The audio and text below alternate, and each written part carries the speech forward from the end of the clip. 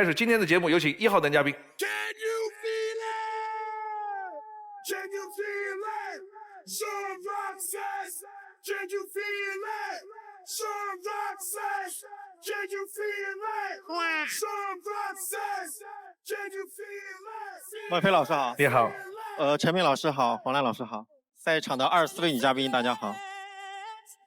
我叫张旭，出生在大连，然后现在人在宁波，今年34岁。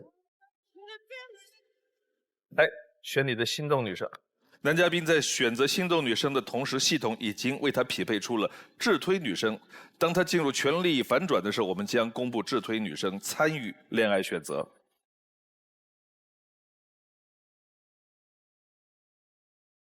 爱之，请回答。你的第一个问题是？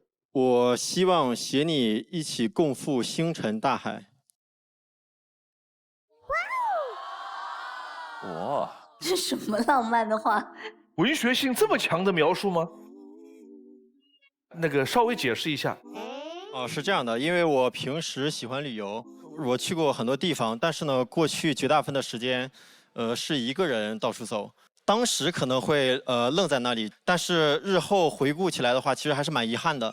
因为只有一个人能面对这种风景，其实特别希望能有一个人和自己一起去看这么壮美的景色。这句话的另一种表达叫“我想带你去玩儿”。10号，男嘉宾你好，你一般旅游的时候是会比较有计划的去旅行呢，还是说比较随意一点的？以前会比较随意一点，就想走就走。我觉得这种可能会比较低效。然后现在可能是会稍微有一些规划，然后再出去。我觉得主要是跟谁去，倒不是说方式。我觉得。福康会。男嘉宾你好，你最想带你女朋友去哪个地方？如果你非要让我选的话，我可能希望是北欧。因为我比较喜欢芬兰、挪威那边，比如说极光峡湾这样子。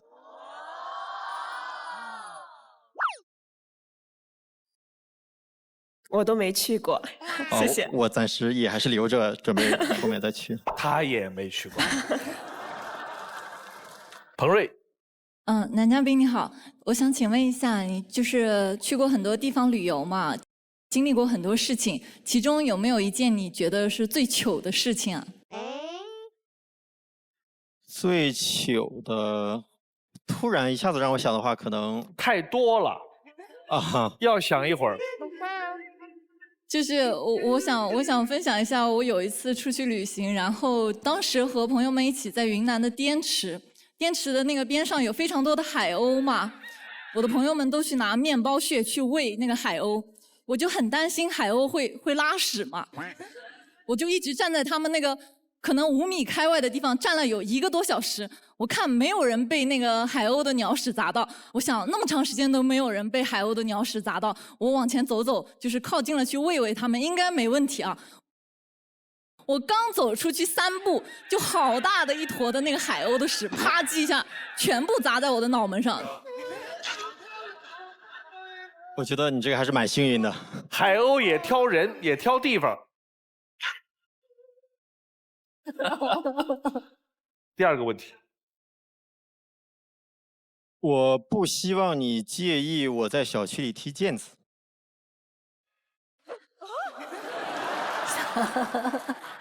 就是这个玩意儿。对对对。你带毽子来了吗？我带了。哇，现在这大家的爱好是越来越复古了哈。你会吗？会。你踢一下我看看。会一点点。你踢我看看。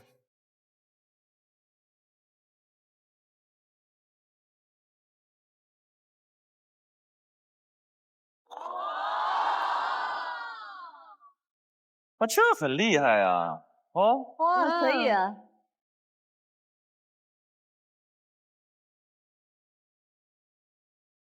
哎呦，挺好啊，挺好。有女生会这个吗？来，桂萌娇，你会踢吗？我会，但是我刚才看了男嘉宾这一番操作，我觉得我太弱了。没关系，我的技术可以包容你。来吧，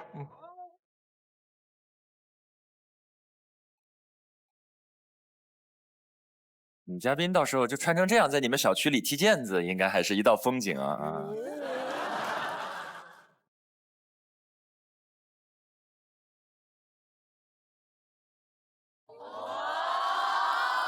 厉害的，厉害的，厉害的。对，这个可以，这个可以。哦。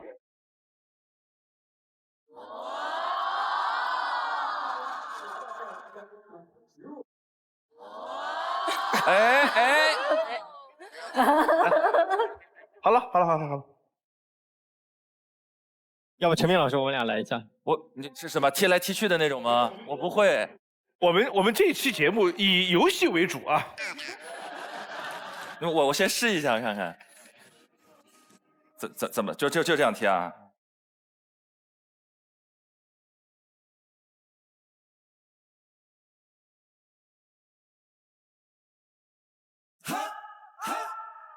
我不会，我先试一下看看。哎呦，这可以，这可以，哎呦！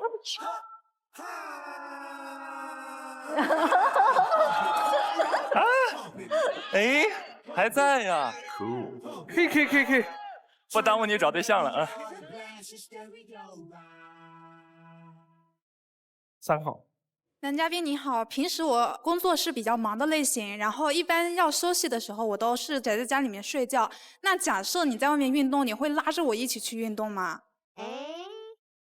我觉得这应该是看你的心情吧，我不会强迫。如果你没有兴趣的话，我觉得你就休息就好了。那你愿意在家陪我吗？你是他女朋友就有可能。来看片子。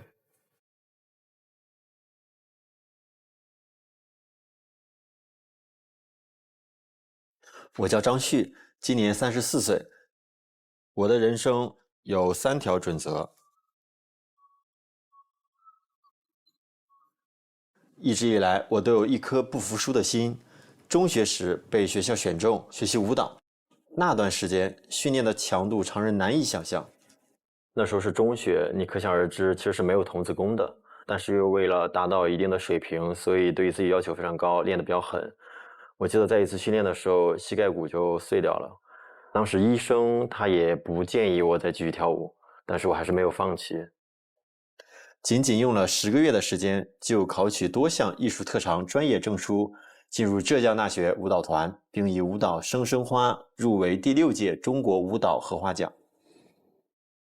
毕业后，在深圳知名企业学习组织架构和业务能力，然后辞职创业。每天工作15-16个小时，迅速开辟青岛市场，后转战宁波，7年间企业规模始终保持地区前列。未来准备转型，寻找新的创业方向。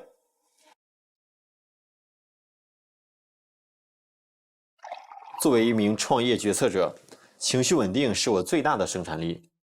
我觉得愤怒会直接影响我的决策能力。被情绪控制时做出的决定，往往会后悔。那对我来说呢，要么我就在第一时间找到解决这个问题的办法来恢复自己的情绪，要么我就暂时搁置这个问题，意识清醒了以后，我再去寻找解决它的办法。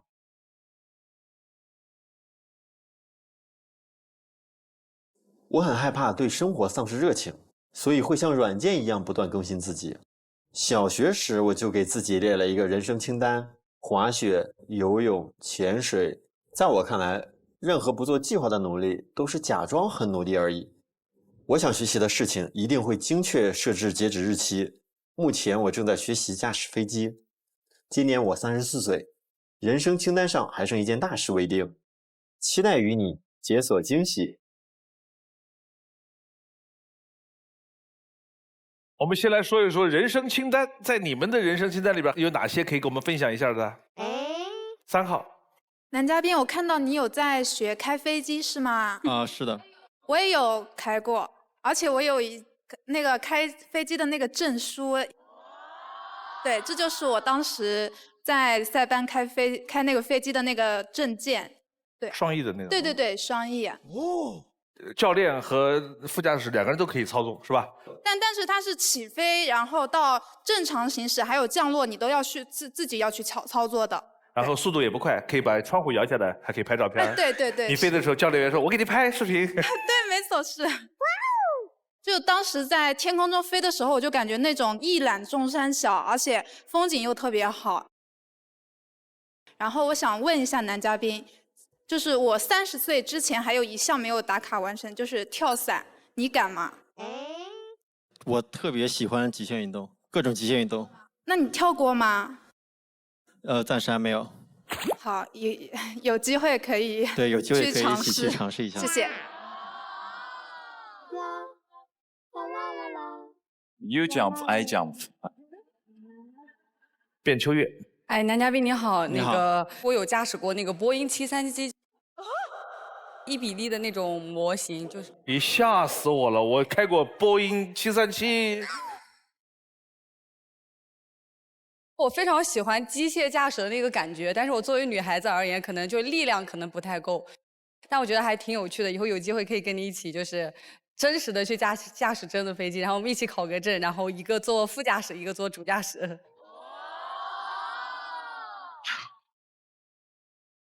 而且我们家乡呢也有非常多的滑雪场，以后可以邀请你来我们家乡去滑雪。谢谢。14号。男嘉宾你好。你好。您的2个爱好跟我都不谋而合吧？我也很喜欢滑雪和潜水，尤其是潜水。对，然后我想知道，因为您现在也是在创业期间嘛，是的。那怎么平衡爱好和工作呢？怎么平衡的话，就是只要有时间。举个例子，我在宁波，我是考了宁波市青年舞蹈团，然后这个舞蹈团的训练是在周3的晚上，在6点半。我上班是晚上6点下班，那么这个半个小时我就会立马赶过去，然后训练。所以我会尽量的去填充这个业余的时间。24号。男嘉宾您好，你好。我在 VCR 里就看到您是一个非常善于情绪管理的人。我想知道，在情侣中发生矛盾的时候，你会通过怎么样一种方式保持自己的情绪稳定？如果遇到一些矛盾纠纷的话，我觉得可能我一开始就不会很愤怒。我觉得第一时间是要观察一下对方的情绪到底是达到哪一个点。如果他的情绪是非常高的话，你觉得你就没法现在跟他沟通，那么我觉得这个事情就可以暂时先放一放。但是我不是说拒绝沟通。如果他的情绪值降下来了以后，我觉得这个时候会好沟通一些，然后你再去找他，把他这个问题复盘一下，解决这个问题。那还有可能就是他情绪可能就是只是一种撒娇，那我觉得可能女生都是情感化的动物吧，那我觉得不妨直接把他抱住就可以了。魏梦娇。其实我是一个情绪波动比较大的人，就是如果说我在感情中就是很喜欢对方，甚至说没了自我的时候，就特别容易情绪失衡。如果这个时候男方照顾不到我的情绪，我就会觉得对这段感情无望。但是我后来发现，良好的情绪结果就是说，得自己有生活，自己有世界，然后你就不会把过多的精力去放到这段感情的一个结果上面来，这样情绪自然就稳定的多了。我觉得女嘉宾的这个是一个很好的处理的方式。我很同意你刚才这个说法，但是呢，我不希望被别人误读为什么呢？觉得你对这个感情没所谓，觉得男人不可靠、不可信，也不能拿他太当回事儿，我们还是忙我自己的吧。我不这么认为。婚姻也好，情感生活也好，对任何人都很重要，但是它绝不是第一重要，也不是唯一重要。当你觉得你这个感情是你生活的全部，你生命中最重要或者唯一重要的事情的时候，它一定会导致某些情绪失控。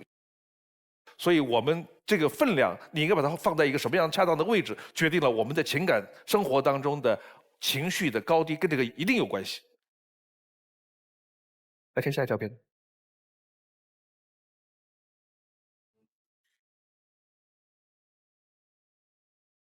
之前的感情中，我曾经比较主动，会不计回报的付出，每到一个新的国家、新的城市，都会为他准备专属的礼物，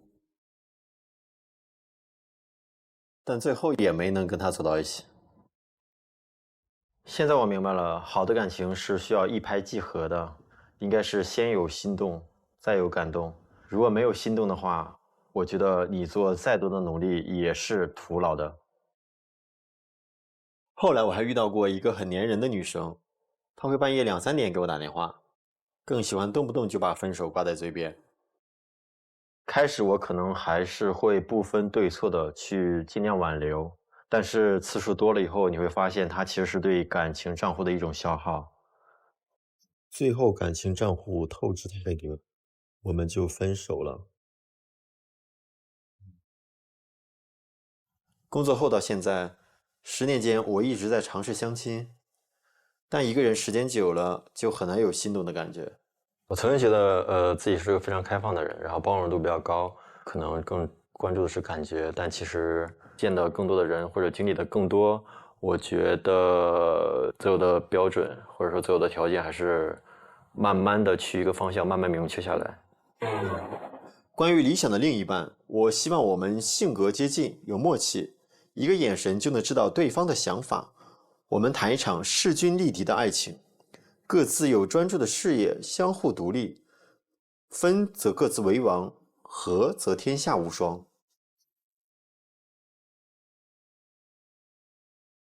12号，男嘉宾你好。你好。你刚刚在 VCR 里说你比较看感觉，就是想遇到一个让你心动的人。对。就你在出去玩或者旅行的途中，没有遇到让你心动的女生吗？对呀。因为我一般都是一个人出去，然后我不太会在路上就是跟别人有什么际遇，就是有什么邂逅。其实单身的时候在旅行的路上有点什么邂逅，不也挺美的吗？是挺美，但是我没有这个缘分。那你去丽江不会去酒吧里坐一坐，或者古街上逛一逛？丽江的酒吧里啥事都不会有。李嘉欣，男嘉宾你好，你好。我想问一下，你在恋爱中是属于被动型还是主动型的？可被动可以主动吧。就是更偏向于哪一种？因为我觉得我是比较被动的那一方。如果有女生追我，我是有感觉的话，那我是也可以接受的。但是我如果遇到我自己喜欢的，其实我也会主动，就是我觉得都有吧。对，所以人很难简单的分什么型儿什么型儿。对对。关键你得在什么时候碰到什么人。10号。男嘉宾，刚刚你视频里面说，就是没有心动，光有感动是没有用的。那我想问一下，就是说你对一见钟情和日久生情的看法呢？我不认为一见钟情是一个不好的状态，我觉得一见钟情也是可以发展成一段很好的感情。一见钟情它只是个开始吧，我觉得你肯定是要慢慢去了解的。然后日久生情，我觉得也是一个很美好的形式，但是可能日久生情对于我来说，不太常遇见。我觉得我主要还是第一眼的感觉是蛮重要的，心动可能是前提，然后才有后来。谢谢。6号。男嘉宾你好，我看你的 VCR， 其中你有一个女朋友，你说她动不动就闹分手。我想问一下，最后你们分手，你又觉得她在闹分手，还是你最后觉得啊心累了，然后跟她提出来的？因为她好像太作的感觉。我会觉得有点作，但其实他每次如果有矛盾的话，我一般都会主动去维护。但是我认为两个人的感情是一个账户吧，如果总是因为一些鸡毛蒜皮的事情去消耗这个感情账户的话，那其实你这个维护的动力就在慢慢下降，这个感情在消耗。到最后的那一次，你要真的提了分手以后，那其实那个时候因为账户已经消耗光了，那可能就真的没有感觉了，就没有动力去维护了，就可能就真的分了。1号。男嘉宾你好。你好。您今年34岁，我想问你一下，就是你会不会接受一个比自己小10岁的女生啊？你会觉得她幼稚吗？我觉得幼稚和成熟跟年龄不是一定正相关吧？对，同意。我觉得有的人他可能经历多了以后，他也会非常成熟。对，就是说其实也介意一点是吧？我的意思就是看情况，不是很介意。不过你这个表述听上去倒确实有点幼稚。最后一个问题，卞秋月。你有说过你希望双方是各自有自己的事业的。那如果说我的事业和你的事业是在2个不同的城市，你会介意异地恋吗？那肯定一开始是不介意，但是我觉得是看2个人的沟通，就最终的2个人的目标是不是能走到一起。短期内我觉得是 OK， 长期可能。那如果说我们双方就是我如果不愿意去到你的城市，你会愿意为了我来到我的城市吗？我现在可能也尝试着去重新创业，所以就是一个0起点开始。好的，谢谢。这个问题，其实所有的女生或者男生都心里有个答案，愿不愿意去到你的那个城市，看你给了他多大的动力，看你对他有多大的吸引力。足够大，万水千山都会去；没有吸引力，出门一步我都懒得出，就这么简单。现在留灯的是1号19号，有请1号19号。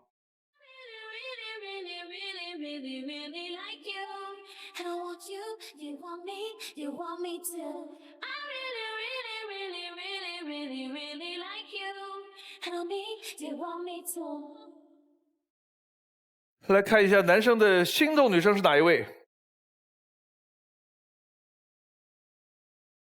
？11号。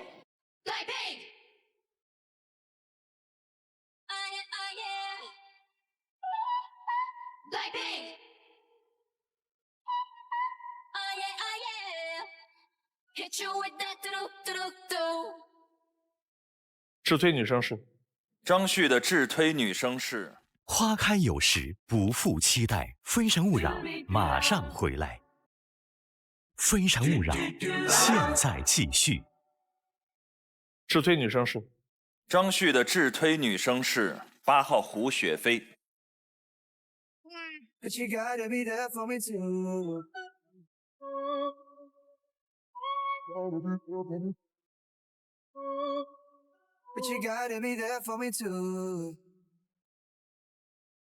男生活力四射，聪明好学，自信果敢，内心充满能量，做事灵活有度，对待感情非常感性，争执热烈，一旦爱上就会毫无保留的付出。女生漂亮大气，性格洒脱乐观，生活当中比较自律，在一起会比较依赖对方，感情里希望找一个可以被自己仰望的人，一同前行。两人相识后彼此欣赏，女生有一点小粘人，男生需要多陪伴。男生自信、勇敢、有活力，也是女士在意的，是相恋相伴，磨合之后非常适合结合成为家庭的一对恋人，供两位参考。我们来看4个女生的3个关键词：卞秋月1、管家婆2、热爱生活3、矛盾体。你选一个。热爱生活。2。爱吃美食，也爱把吃过的美食复刻出来，并分享给小伙伴。热爱旅游，经常和好朋友说走就走。李嘉欣无辣不欢，我的坚持，我的近期歌单。我的坚持。最初学舞蹈只是妈妈想让我提升一下气质，没想到却成了自己长久的坚持，并逐步发展成了事业，也带给我许多美好的回忆。我最擅长的是国标舞。未来打算继续发展我现在的事业，希望未来的男友也能支持欣赏我的爱好。胡雪飞，我把副业变主业。我喜欢的男生，我和马术。我喜欢的男生。2，喜欢独立有见解的男生，他应该亦师亦友，有男性气概，未来的生活才好一起规划，共同实现。常宇航，期待浪漫，管理嘴巴，不能停下来的小陀螺。期待浪漫。1，见过太多浪漫的片段，也希望能有类似的情节发生在自己的身上。最想体验的就是被对方在宿舍楼下表白，最好是一个下雪天。没晴天也行，不用非要下雪天。下雪不是更浪漫吗？哦，可以，按你说的来啊！最后一个问题问4个女生。我想问的是，大家在休息的时间会选择做什么？19号。男嘉宾你好，因为我目前的工作比较忙，我可能1个月有28到29天都在工作，所以我一般休息的时间会在家里休息，或者做一些自己喜欢吃的东西。谢谢。李嘉欣。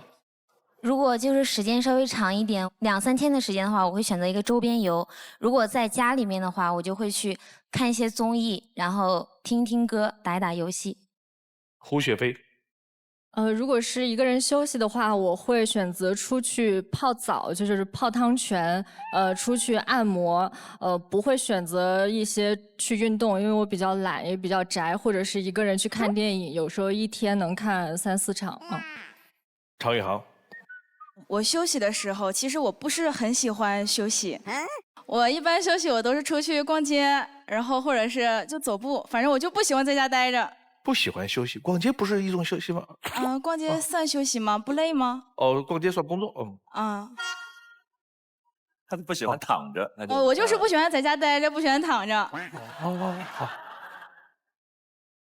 你要做最后的决定了，选中间2个女生，有可能被拒绝，你自己回去。另外2个女生，你可以牵手其中一个，你的决定是？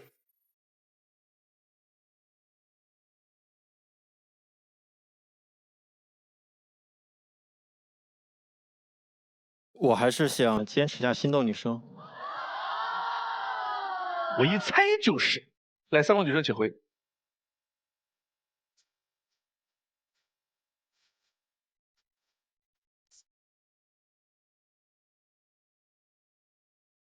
来，最后一点时间。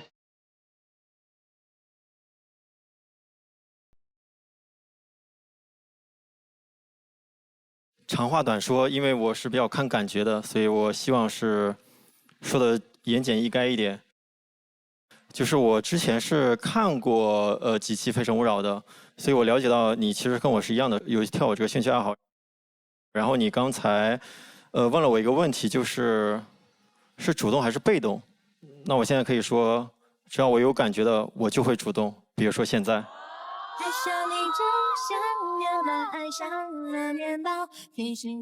然后你刚才又说，你如果休息2、3天的话，可能会选择一个短期游，是吧？其实跟我想的是一样的，所以我觉得各个方面都跟我比较契合。但是最原始的坚持的原因是因为就是心动，就是心动。爱上你就像有人爱上了面包，一生就你最并肩留在，却不要这种搭配风度不小，甜蜜缘分太好。男嘉宾，我看你短片，我觉得你真的也挺好。但是我年纪会稍微小一点，我今年22岁，我还是希望找一个就是大概跟我相差5、6岁这样，因为我怕就是年纪稍微相差的多一点，就会有一些代沟。就比如你许多东西我都不能理解，或者我喜欢的东西，你可能就是找不到那个点。真的对不起。谢谢。可惜不是你陪我到最后，曾一起走却走失那路口。有请下一位男嘉宾。Can you feel it? Can you feel it? Sean Roxas. Can you feel it? Sean Roxas. 3位老师好，24位女嘉宾好，观众朋友们你们好。我叫钱金瑞，今年26岁，来自江苏南京。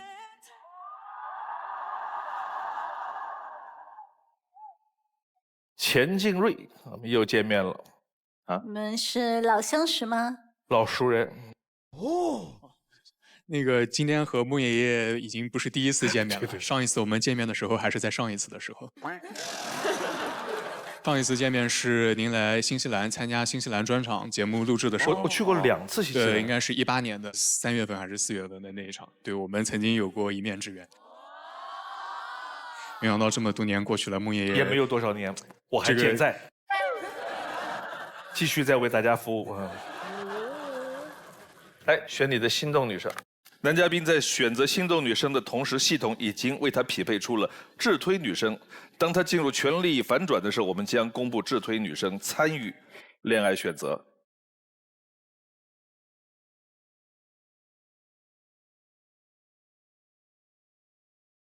爱之请回答。你的第一个问题是：我希望我们能够为彼此种下一颗种子。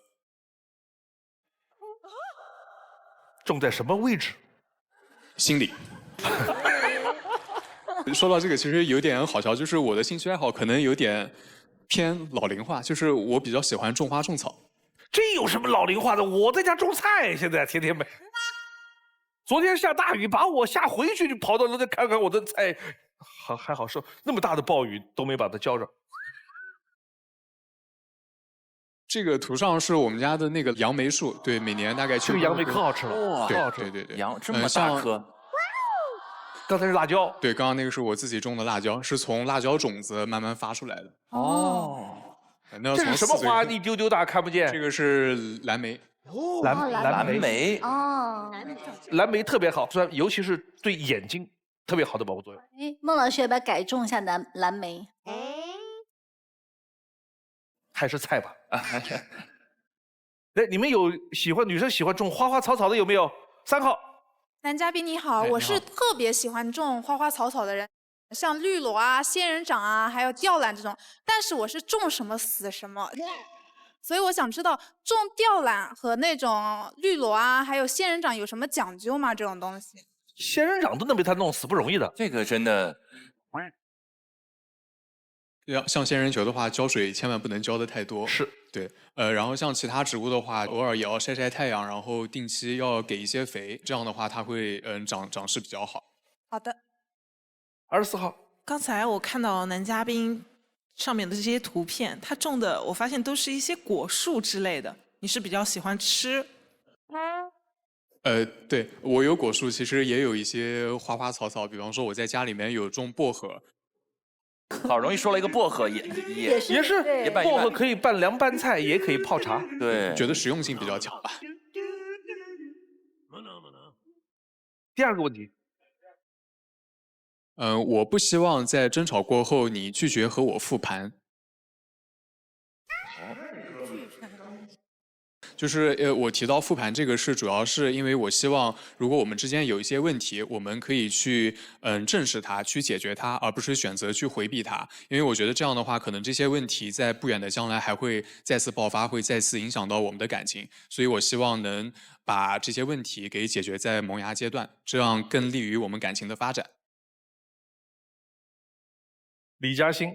男嘉宾你好，就是我想问，比如说你跟你女朋友吵架，然后刚吵完就是正在气头上，然后你就喜欢去复盘。就比如说我的话，我就觉得我刚跟你吵完架，我不愿意跟你多说话，这样你会怎么处理呢？我一般不会在当时就立刻和你复盘，我觉得会过一段冷静期，等双方的情绪都平稳下来之后，我们再为这个事情去进行一个复盘，我觉得这样可能会更好一些。你不想说话的会持续多久？可能到半个月。半个月。我觉得哄你和复盘这件事情是分开的，我可以先哄，然后我们再复盘。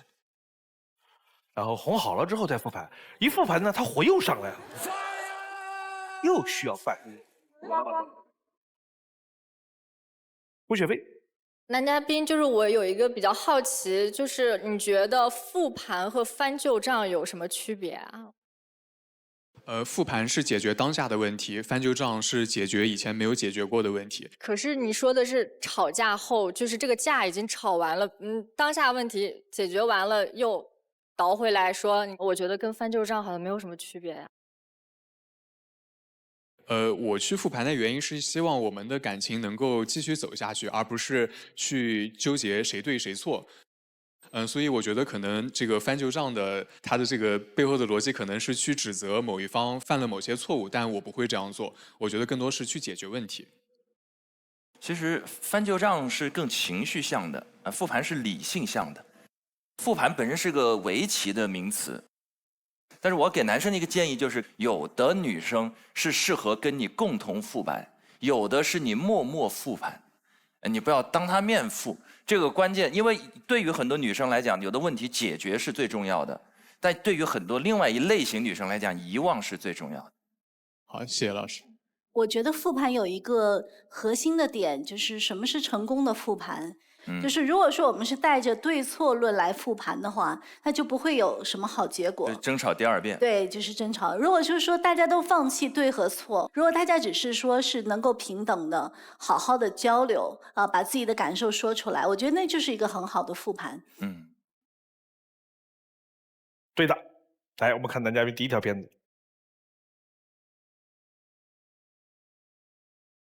每个人心中都会有渴望的世界，而自律是开启这扇大门的钥匙。我是钱静瑞，19岁获得生物医学学士学位，21岁获得营养学硕士文凭，24岁以在读博士身份回国，并担任外企市场部经理。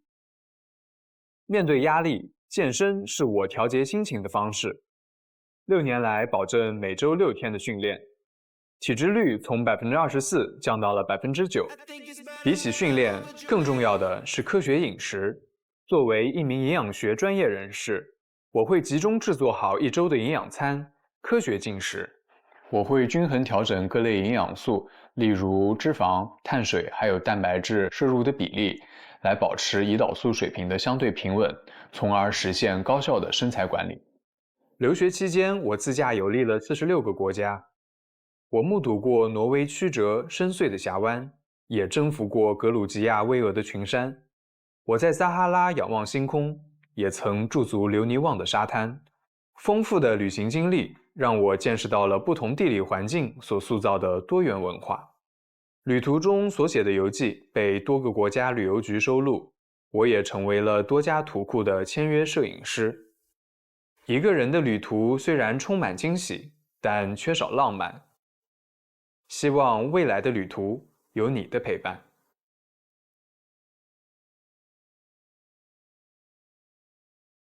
你们女生大概眼神好的，应该能看得出来，这男嘉宾身体非常结实。你看那个健身，你看得出来这个肌肉。而且我告诉你，他非常厉害的一件事儿，在今天录制节目开始之前，我在化妆间里边。突然没有任何征兆的，我突然一下背部的肌肉痉挛，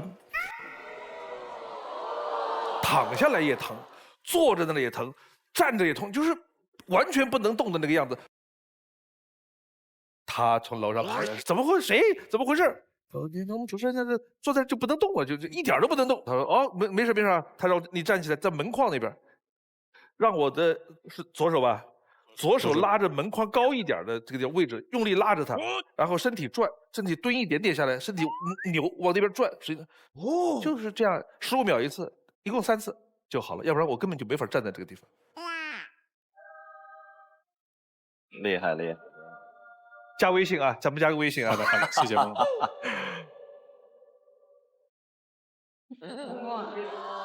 说到这个是我健身之后喜欢平时拍一些照片，然后记录一下自己的健身生活。哇，那坚持下来就非常不容易了。陈意涵。梁嘉宾您好，就是刚刚看 VCR 说您之前是在那个新西兰上学的是吗？对。那您是在那个时候上学的时候开始就接触到健身这一块吗？对，是这样。就是我当时上大学的时候，可能年纪比较小，对于这个比较繁重的课业压力，一时感到无所适从，整个人的情绪和状态都不是特别好。那身边有健身的朋友就建议我说可以去健身房试一试。后来我就发现，通过这种方式，不仅自己的这个身体素质变得很好，而且精神状态也得到了非常大的改善。所以从那个时候开始，我就养成了健身的习惯，一直到现在。这个关于营养学这个事儿，大家现在都很重视健康，也很重视身材管理这方面。你能不能给我们分享一下，从营养学的角度，有哪些现在比较流行的关于营养方面的一些误区？就是可能大家经常听说讲说，一天要喝到8杯水才对身体好。对呀，经常有人跟我说，我每天炫8杯水，胀的我呀。对，其实喝水就是说，如果当你觉得口渴的时候，你去补充适量的水就好了，并不是讲说我一定要喝满8杯水，因为这样的话可能会有一些这个就是低钠的症状，就是人会觉得头晕啊、恶心，或者说觉得没有精神，会不会导致背部痉挛？我信你的，刚才已经验证过了，你再说一个。我再说一个，就是大家可能觉得少食多餐是非常有利于减肥的，但是其实并不是。花开有时，不负期待。非诚勿扰，马上回来。非诚勿扰，现在继续。我再说一个，就是大家可能觉得少食多餐是非常有利于减肥的，但是其实并不是。糖尿病才这么干？对，因为它是避免一餐过后血糖上升的太快，所以他会选择少食多餐。但是对于正常人来说，如果你有这个减脂或者减重的需求，频繁的进食反而会提高你的胰岛素水平。所以这样吃不仅不会帮你瘦，反而会让你的体重变得更高一些。13号。就是这样，因为我是一个特别不喜欢吃苹果的人，但我妈特别爱吃苹果。她打小的时候就教育我说，那个每天一个苹果，医生远离你吗？我一直想着就是怎么样去反驳她，所以她这句话是真的有科学依据吗？还是说只是一种？下次可以试试吃橘子。你是开玩笑的还是真的？开玩笑的。哦，我跟你说。他是营养学，我这是真的是假的，他说是假的，我都容易上当。但是我领悟到了一件事情，就是你妈妈说的不是一天一个苹果医生远离你，是有一个这样的男朋友医生才能远离。对，而且这样的男朋友带回去，什么奶奶呀、妈妈都会很。哎呦，全家都喜欢。我告诉你，你带他到你们家去，你们全家人都围过来，能问2个小时。好，我说旅行，那一堆照片里边，我看到有几张我非常眼熟。你看，这个是这个这南京，对，南京，这个是就是今年下雪的时候拍的。哇，你拍的好棒啊！这张是在土耳其，这个桥是横跨欧亚的一座大桥，波斯普鲁斯海峡。对，波斯普鲁斯海峡。桥的这半边是欧洲，等开过去的时候，它就到了亚洲。然后像这张是在黑山共和国的塔拉河谷大桥，我不知道3位老师有没有看过一部电影叫《桥》？对，这个就是电影里面老虎队长要炸的那座桥。这个电影是我们的一代人的回忆。这个地方是当时在保加利亚。它有一个这个经典的一个教堂。这张就是一个比较好玩，就是我去过的最喜欢的国家是挪威。那这张图就是我在挪威的森林里，一边听《挪威的森林》这首歌，一边读《挪威的森林》这部小说。哇，这个好，这个很牛。3D 沉浸式挪威的森林啊！嘉宾又会做饭，又会健身，又会还会拍照，还会拍照。拍照这一点很加分。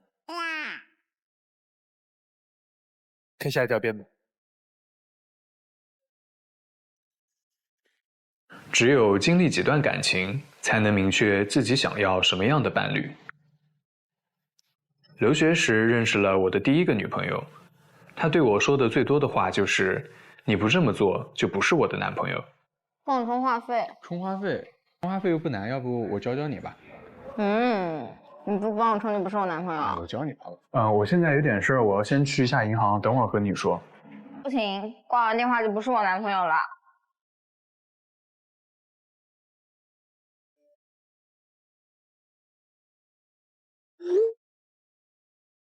起初听到这样的话，我觉得可能女生恋爱的时候都是这样的吧。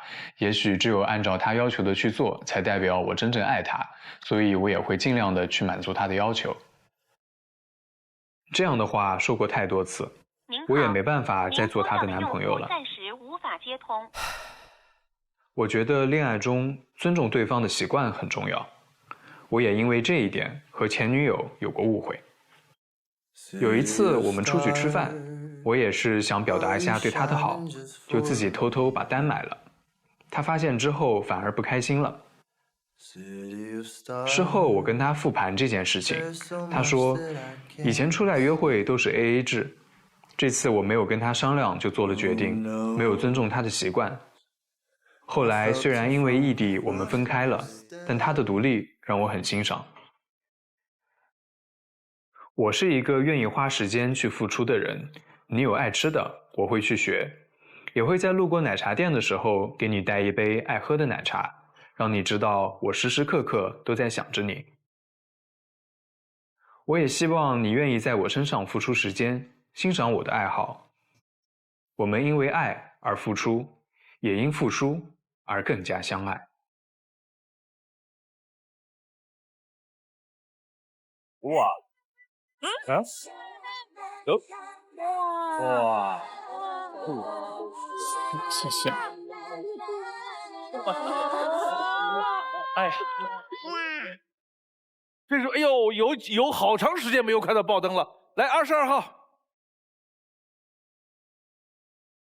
大家好，然后3位老师好，我是冯琦，22号女生，然后呢是来自江西九江，目前呢在南京从事学术推广方面的工作。因为男嘉宾刚刚有讲他是营养师，然后我是学中药学的，其实很多理念都是非常相通的。然后呢，男嘉宾也有一个点也是非常戳到我，就是他想着能找到一个能一起共同进步成长的一个人，这也是非常戳到我的一个点。好，谢谢。慢慢喜欢你，慢慢的亲密，慢慢聊自己，慢慢和你走在一起，慢慢我想飞的你，慢慢把我们已经好久没有女生为男嘉宾爆过灯了啊！刚才那个片子里边前面一段看的让人火大，就是那个你要是我男朋友就必须如何如何如何，类似这样让女生反感的话有没有？22号。你要这么想，我也没办法。好，来再来一个。9号。随便吧。梁琦。我错了，行了吧？哎，都很耳熟哎。10号。我就这样，不高兴换个人。你碰到这么刚的吗？对，我就碰到这么刚的。这个指数比刚才那几个都要高哎。3号。他就是我的朋友，只是我一个妹妹而已。真实的，真实的。你经历的事儿不少。我为什么问这一轮呢？这就是你看，有男人嘴里边有些话，在女生听来是非常讨厌。那反过来一样，女生嘴里边也会有一些话，在男生听到就非常讨厌。刚才大家的聊天都是很明面上的这种情感绑架，你一听就能听出来，你要不那就怎么样，这种条件状语从句。但生活当中真正施以长久的伤害的是一种软绑架。软绑架的就是明面上的退步，事实上的要求。所以我们有的时候要有一种预警机制，就是当一句话出现，你迅速开始内疚的时候，你要快速第一要自我消解掉。你要弄明白我到底做了哪些，他有哪些，我的责任义务，我的自由边界到底是不是我应当内疚的。而且有的时候要习惯用幽默的方式来化解这种内疚，以巧劲儿来破这种柔劲儿，是有很多方法的。傅康慧。你在 VCR 里有说过你跟女朋友因为异地分手了。对对对。那你是怎么看待这个异地恋呢？或者是别人要走，但是你还爱着他？我觉得如果两个人足够喜欢的话，我们可以就是聊一下这件事情。你可以来我的城市，或者我也可以去找你。我是愿意做出这些改变的。好，谢谢。去过40多个国家的人，对于这件事情 ，easy 都是小意思。最后一个问题，卞秋阳。其实我觉得就是男嘉宾，其实很多地方都还蛮吸引我的，但是因为我的年龄比你稍微大一点，我想问一下，你会介意就是女生年龄比你大一些吗？可以问一下大多少岁吗？我27岁。啊，你就差1岁，这个无所谓。这都叫大那个表情啊。现在6盏灯，好了，上去灭掉4盏灯回来。哇！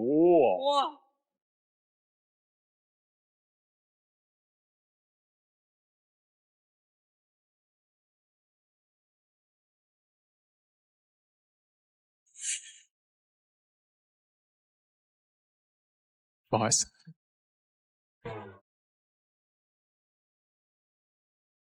谢谢。看来问题不出在大1岁的问题上。不好意思。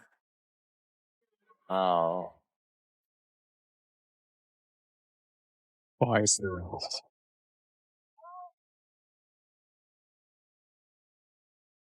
有请15号、22号。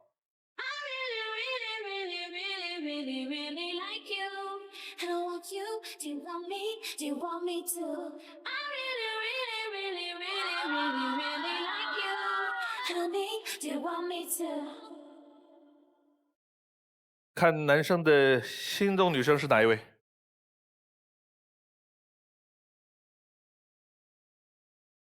朱瑞。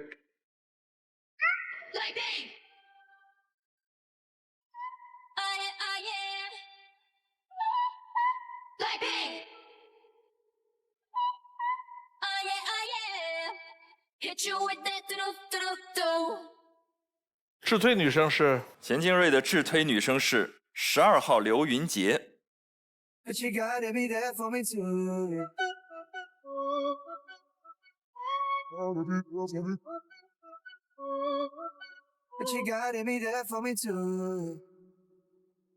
男生品味出众，活力四射，认真负责，是一位非常热心肠的优雅型男。对新事物充满了探索欲，喜欢朋友遍天下的感觉，感情当中需要独处的空间，更享受与爱人相伴的分分秒秒。女生知性优雅，积极上进，有非常强的责任心，感情当中喜欢棋逢对手，在意对方的能力和上进心，两个人都成熟有分寸，知道自己想要的是什么，确定了就会和这位伴侣一直坚定地走下去，供两位参考。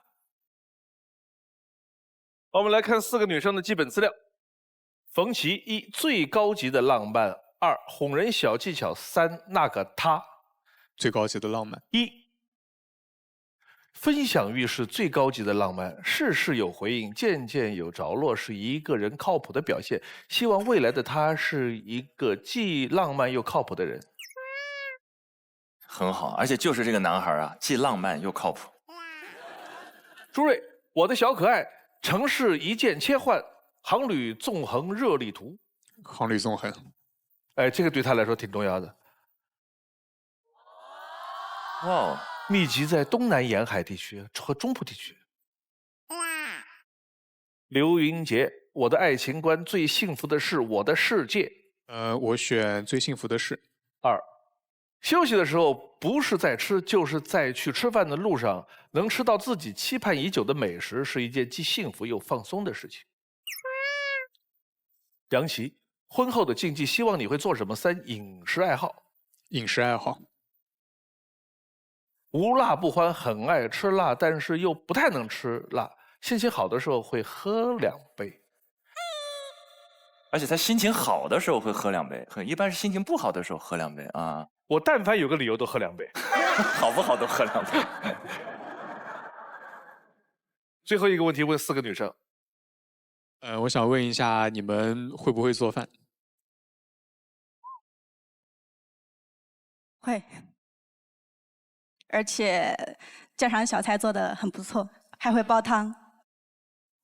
我会做饭，而且只要我在的时候，就是别人是不能进厨房的，因为我喜欢所有的事情都是我自己去做好。我不太会做饭，我也不会做饭。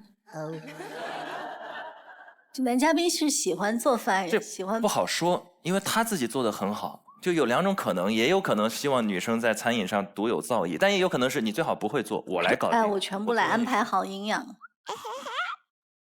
来，最后给爆灯的女生一点时间。男嘉宾您好。首先呢，我看到你在压力大的时候也会去健身，然后呢，我也是在压力大的时候可能会去打打拳击，所以健身呢，这也是我的一个发泄压力的一个地方。然后呢，从刚刚的一些分享和交流当中呢，我也发现你非常非常的优秀，所以呢，就很多方面都觉得蛮适合的吧。然后都在南京，所以。希望你能牵我走，希望你能牵我走。我真的需要勇气，无论对流言蜚语，只要你一个眼神。你要做最后的决定了。选中间2个女生有可能被拒绝，你自己回去；另外2个女生你可以牵手其中一位。想清楚你的决定是。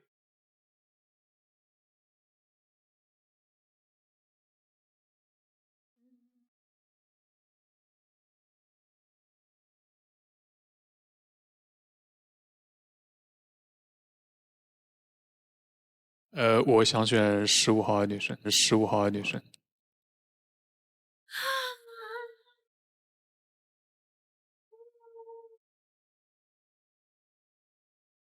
哦，你是对的人，孤独不承认，无可取代的人。哎，2个人还在耳语，聊起来了。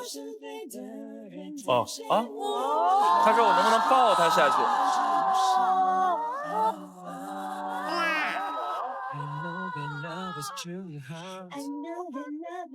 厉害厉害厉害！再见，鞠躬也不放下来。核心力量的展示。有请下一位男嘉宾。 Can you feel it? Some rock says, can you feel it? Some rock says, can you feel it? Some rock says, can you feel it? Feel it, feel it. 孟老师好，2位老师好，24位女嘉宾大家好，我叫李哲旭，然后今年26岁，来自厦门。来选你的心动女生。 男嘉宾在选择心动女生的同时，系统已经为他匹配出了智推女生。当他进入权力反转的时候，我们将公布智推女生参与恋爱选择。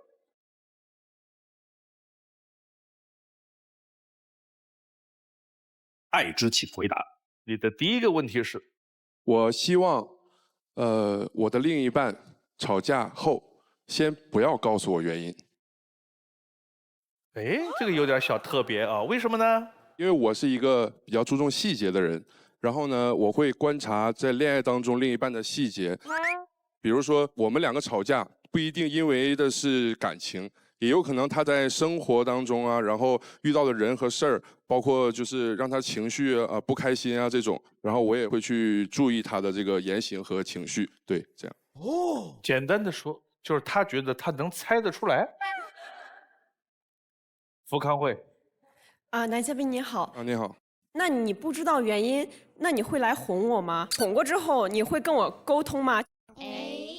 我是觉得生气也肯定要先哄，把那个气消掉之后，可以一起去吃个饭啊，干嘛的，路边摊吃一下，然后这种放松的环境，然后我们来解决一下我们之间产生的问题，或者是你在生活当中遇到的问题。对。好，谢谢。卞秋月。 每一次你都需要自己去想是什么原因，你去猜，你不会觉得很烦吗？就是有厌烦了，甚至有一天不想做这个事情，导致这段感情走不下去了。我觉得相爱肯定要付出真心的那种。那我们可能生活当中平平淡淡的那一些时光里面，把这些事情做好，可能让我们的感情更加坚固。对。3号。 你好，男嘉宾。我一般跟另一半不会吵架，我会直接说分手，直接说分手。哇，你这个痛快，根本不用吵，直接通知分手。对，因为我习惯性会说分手，然后拉黑。假设是遇到这种情况，你该怎么办呢？如果我们真的是这个非常喜欢、非常有感觉的话，那可能就要通过别的方式来加一下好友了。那我要是全部都删了呢？你怎么办？全部都删，这个应该知道你住哪里吧？就是当面的诚意是最真的嘛，吧？对，没错，谢谢。你的第2个问题是，我不希望我的另一半向闺蜜实时更新我们的恋爱情况。哦。你们的事儿哪些你觉得可以跟她的闺蜜说，哪些最好不要说？我觉得我们比如说一起去吃饭啊，去安利一家餐厅啊，类似这种可以跟闺蜜一起去分享。但是我们恋爱当中的很私密的细节，我希望还是就是尽量的不要去分享。15号。男嘉宾你好，就是你好我不知道你有没有听过这样一句话：如果有一天我出意外了，我要先爬起来把我和我闺蜜的聊天记录给删掉。哦，我明白，我能听明白。如果说你要求我，那如果说我做不到呢？是这样，我觉得这个有2点前提。第一点就是可能你偷偷聊一下，可能我也没有发现。第2种前提就是我觉得什么东西我都做得很好的话，可能你也没有那么多的负面情绪。谢谢。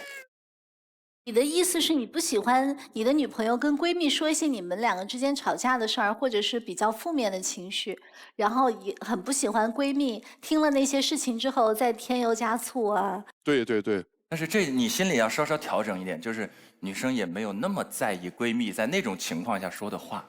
哦，明因白了。为她也会那么说，所以她知道说那句话的时候的情绪以及那句话的当真度，不会太当真，就是大家的一个吐槽大会。明白明白。这是他们的一种娱乐解压方式。看片子。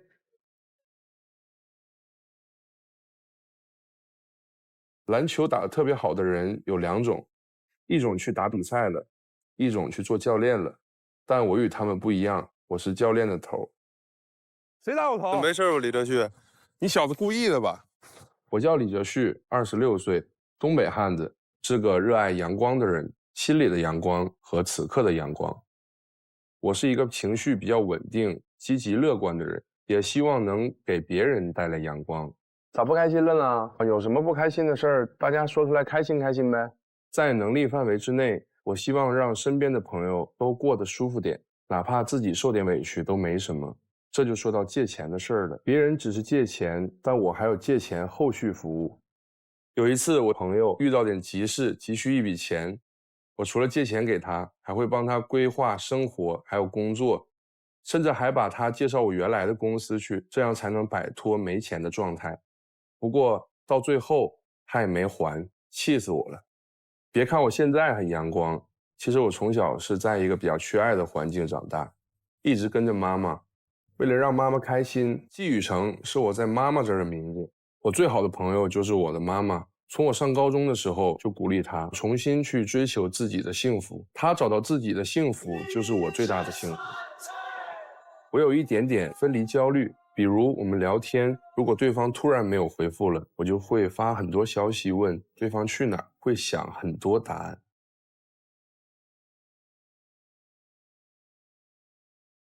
你在哪些人面前用现在的名字，在哪些人面前用那个让你妈妈开心的名字？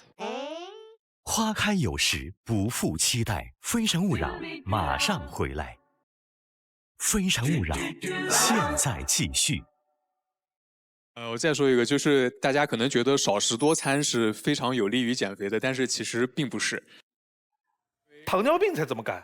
对，因为它是避免一餐过后血糖上升的太快，所以他会选择少食多餐。但是对于正常人来说，如果你有这个减脂或者减重的需求，频繁的进食反而会提高你的胰岛素水平。所以这样吃不仅不会帮你瘦，反而会让你的体重变得更高一些。13号。就是这样，因为我是一个特别不喜欢吃苹果的人，但我妈特别爱吃苹果。她打小的时候就教育我说，那个每天一个苹果，医生远离你吗？我一直想着就是怎么样去反驳她，所以她这句话是真的有科学依据吗？还是说只是一种？下次可以试试吃橘子。你是开玩笑的还是真的？开玩笑的。哦，我跟你说。他是营养学，我这是真的是假的，他说是假的，我都容易上当。但是我领悟到了一件事情，就是你妈妈说的不是一天一个苹果医生远离你，是有一个这样的男朋友医生才能远离你。对，而且这样的男朋友带回去，什么奶奶呀、妈妈都会很。哎呦，全家都喜欢。我告诉你，你带他到你们家去，你们全家人都围过来，能问2个小时。好，我说旅行，那一堆照片里边，我看到有几张我非常眼熟。你看，这个是这个这南京，对，南京，这个是就是今年下雪的时候拍的。哇，你拍的好棒啊！这张是在土耳其，这个桥是横跨欧亚的一座大桥，波斯普鲁斯海峡。对，波斯普鲁斯海峡。桥的这半边是欧洲，等开过去的时候，它就到了亚洲。然后像这张是在黑山共和国的塔拉河谷大桥，我不知道3位老师有没有看过一部电影叫《桥》？对，这个就是电影里面老虎队长要炸的那座桥。这个电影是我们的一代人的回忆。这个地方是当时在保加利亚。它有一个这个经典的一个教堂，这张就是一个比较好玩，就是我去过的最喜欢的国家是挪威。那这张图就是我在挪威的森林里，一边听《挪威的森林》这首歌，一边读《挪威的森林》这部小说。哇，这个好，这个很牛，3D 沉浸式挪威的森林啊！男嘉宾又会做饭，又会健身，又会还会拍照，还会拍照，拍照这一点很加分。看下一条片呗。只有经历几段感情，才能明确自己想要什么样的伴侣。留学时认识了我的第1个女朋友，她对我说的最多的话就是：“你不这么做，就不是我的男朋友。”帮我充话费。充话费？充话费又不难，要不我教教你吧？你不帮我充就不是我男朋友。我教你吧。我现在有点事儿，我要先去一下银行，等会儿和你说。不行，挂完电话就不是我男朋友了。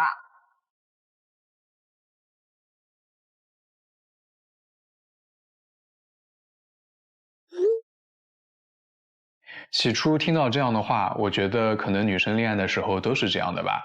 也许只有按照她要求的去做，才代表我真正爱她，所以我也会尽量的去满足她的要求。这样的话说过太多次，我也没办法再做她的男朋友了。暂时无法接通。我觉得恋爱中尊重对方的习惯很重要，我也因为这一点和前女友有过误会。有一次我们出去吃饭，我也是想表达一下对她的好，就自己偷偷把单买了。她发现之后反而不开心了。事后我跟她复盘这件事情，她说以前出来约会都是 AA 制，这次我没有跟她商量就做了决定，没有尊重她的习惯。后来虽然因为异地我们分开了，但她的独立让我很欣赏。我是一个愿意花时间去付出的人，你有爱吃的我会去学，也会在路过奶茶店的时候给你带一杯爱喝的奶茶，让你知道我时时刻刻都在想着你。我也希望你愿意在我身上付出时间，欣赏我的爱好。我们因为爱而付出，也因付出而更加相爱。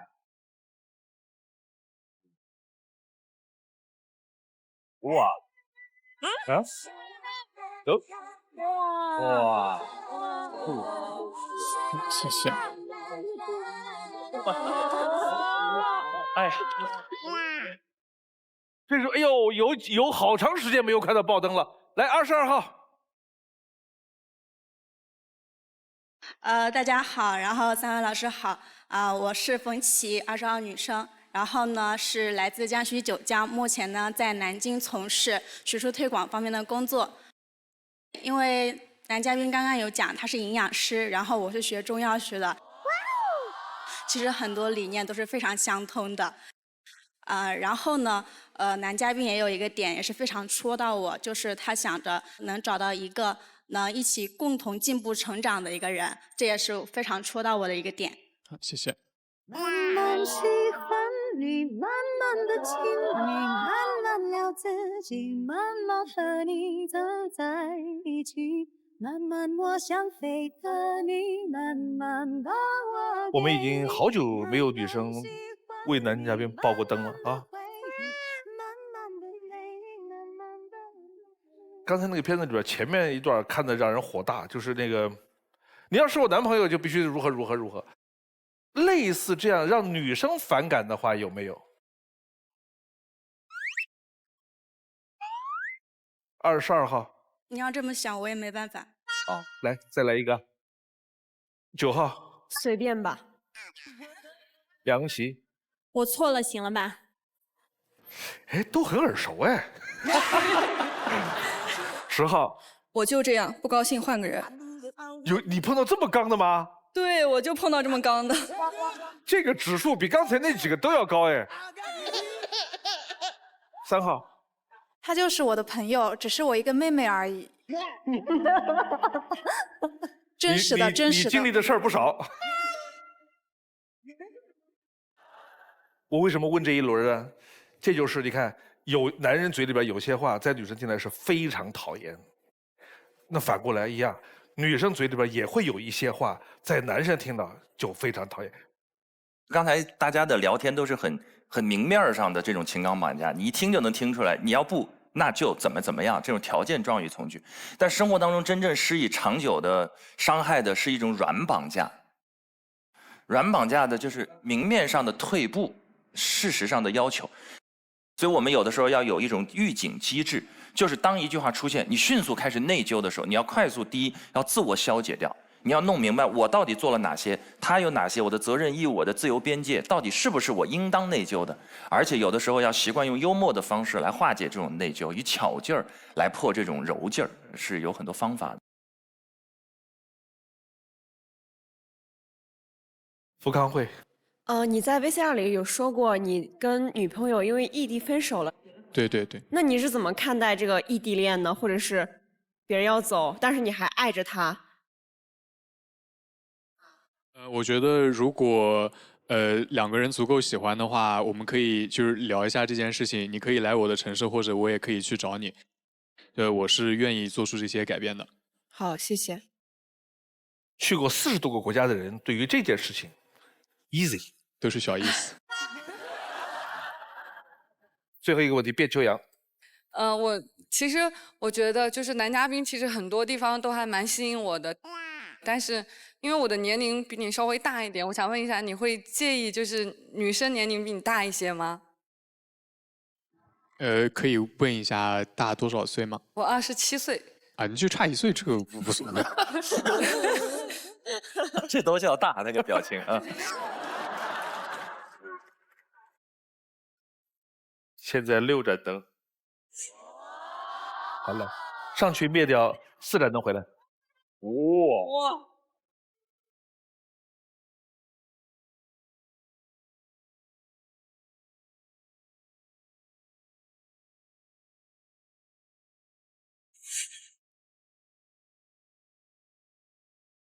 不好意思。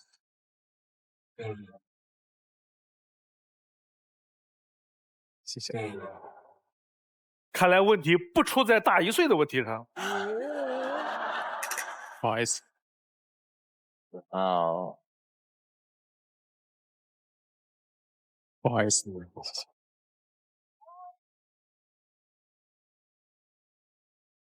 有请15号、22号。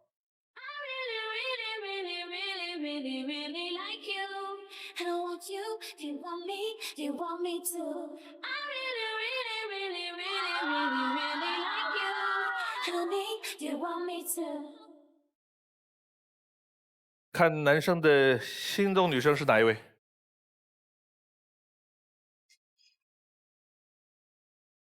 朱瑞。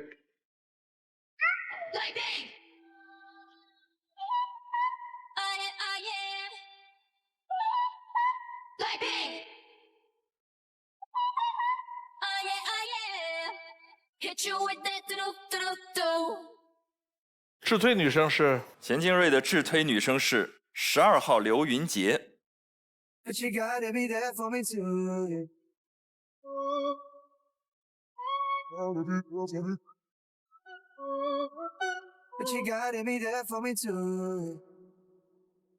男生品味出众，活力四射，认真负责，是一位非常热心肠的优雅型男。对新事物充满了探索欲，喜欢朋友遍天下的感觉，感情当中需要独处的空间，更享受与爱人相伴的分分秒秒。女生知性优雅，积极上进，有非常强的责任心，感情当中喜欢棋逢对手，在意对方的能力和上进心。2个人都成熟有分寸，知道自己想要的是什么，确定了就会和这位伴侣一直坚定地走下去，供2位参考。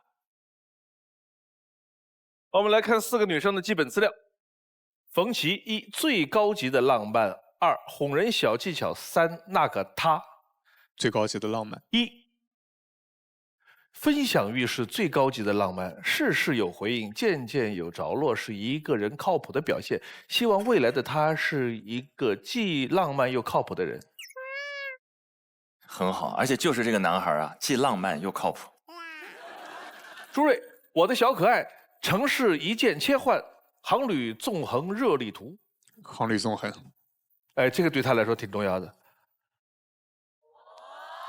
哇，密集在东南沿海地区和中部地区。刘云杰，我的爱情观最幸福的是我的世界。我选最幸福的事。2，休息的时候不是在吃，就是在去吃饭的路上，能吃到自己期盼已久的美食，是一件既幸福又放松的事情。杨琪，婚后的禁忌，希望你会做什么？3，饮食爱好。饮食爱好。无辣不欢，很爱吃辣，但是又不太能吃辣。心情好的时候会喝2杯。而且他心情好的时候会喝2杯，一般是心情不好的时候喝2杯啊。我但凡有个理由都喝2杯，好不好都喝2杯。最后一个问题问4个女生。我想问一下，你们会不会做饭？会，而且家常小菜做得很不错，还会煲汤。我会做饭，而且只要我在的时候，就是别人是不能进厨房的，因为我喜欢所有的事情都是我自己去做好。我不太会做饭，我也不会做饭。这男嘉宾是喜欢做饭，也喜欢不好说，因为他自己做的很好。就有2种可能，也有可能希望女生在餐饮上独有造诣，但也有可能是你最好不会做，我来搞定。哎，我全部来安排好营养。来，最后给爆灯的女生一点时间。男嘉宾您好。首先呢，我看到你在压力大的时候也会去健身，然后呢，我也是在压力大的时候可能会去打打拳击。所以健身呢，这也是我的一个发泄压力的一个地方。然后呢，从刚刚的一些分享和交流当中呢，我也发现你非常非常的优秀。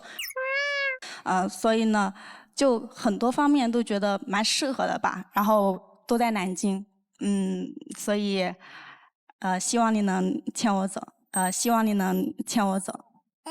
我真的睡到母亲，无对流言蜚语，只要你一个眼神肯定。你要做最后的决定了，选中间2个女生有可能被拒绝，你自己回去；另外2个女生你可以牵手其中一位，想清楚你的决定是。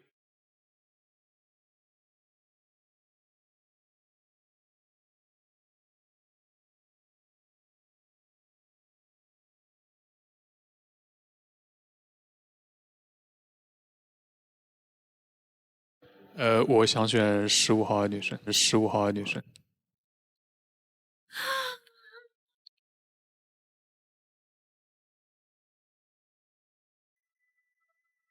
哦，你是对的人，不得不承认，无可取代的人。哎，2个人还在耳语聊起来了。哦啊，他说我能不能抱他下去？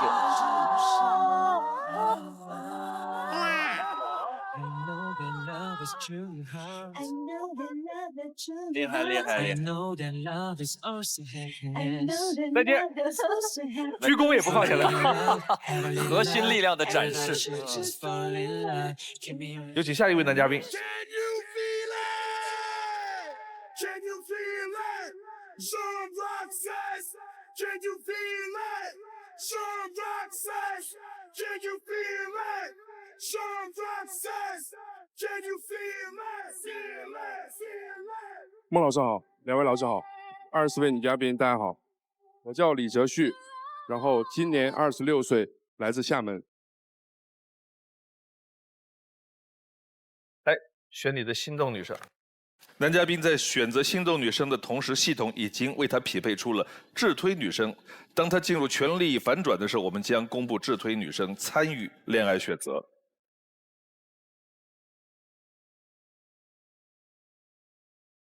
爱之请回答。你的第一个问题是：我希望，我的另一半吵架后先不要告诉我原因。哎，这个有点小特别啊，为什么呢？因为我是一个比较注重细节的人，然后呢，我会观察在恋爱当中另一半的细节，比如说我们两个吵架，不一定因为的是感情，也有可能他在生活当中啊，然后遇到的人和事儿，包括就是让他情绪不开心啊这种，然后我也会去注意他的这个言行和情绪，对，这样。哦，简单的说，就是他觉得他能猜得出来。福康会。男嘉宾你好。你好。那你不知道原因，那你会来哄我吗？哄过之后，你会跟我沟通吗？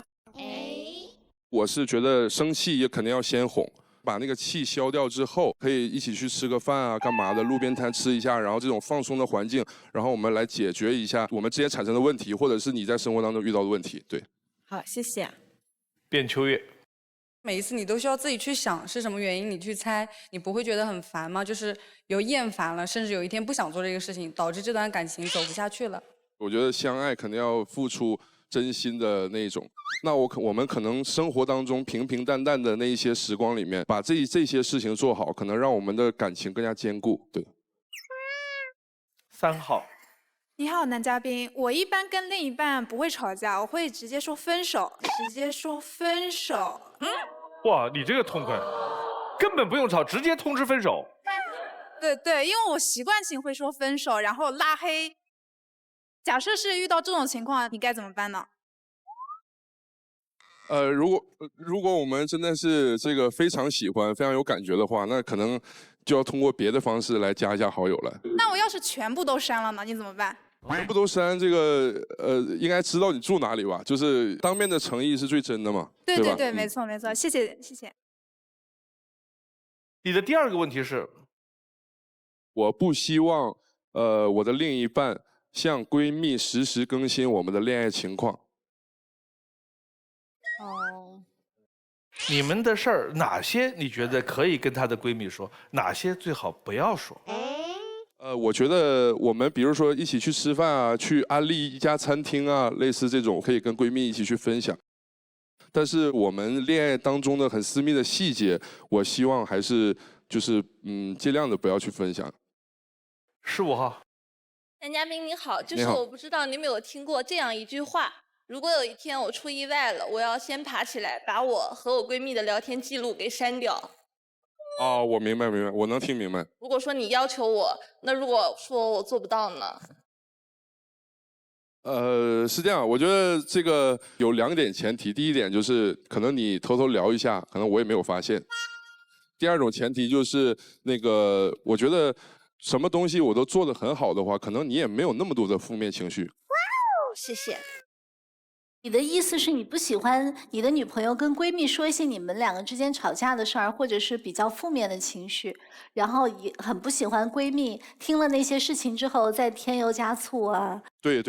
但是这你心里要稍稍调整一点，就是女生也没有那么在意闺蜜在那种情况下说的话。哦，明因白了。为她也会那么说，所以她知道说那句话的时候的情绪以及那句话的当真度，不会太当真，就是大家的一个吐槽大会。明白。这是他们的一种娱乐解压方式。看片子。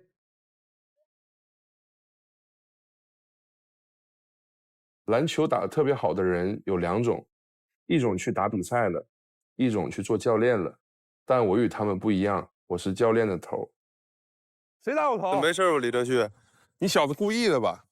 我叫李哲旭，26岁，东北汉子，是个热爱阳光的人，心里的阳光和此刻的阳光。我是一个情绪比较稳定、积极乐观的人，也希望能给别人带来阳光。咋不开心了呢？有什么不开心的事儿，大家说出来开心开心呗。在能力范围之内，我希望让身边的朋友都过得舒服点，哪怕自己受点委屈都没什么。这就说到借钱的事儿了，别人只是借钱，但我还有借钱后续服务。有一次我朋友遇到点急事，急需一笔钱，我除了借钱给他，还会帮他规划生活还有工作，甚至还把他介绍我原来的公司去，这样才能摆脱没钱的状态。不过到最后他也没还，气死我了。别看我现在很阳光，其实我从小是在一个比较缺爱的环境长大，一直跟着妈妈。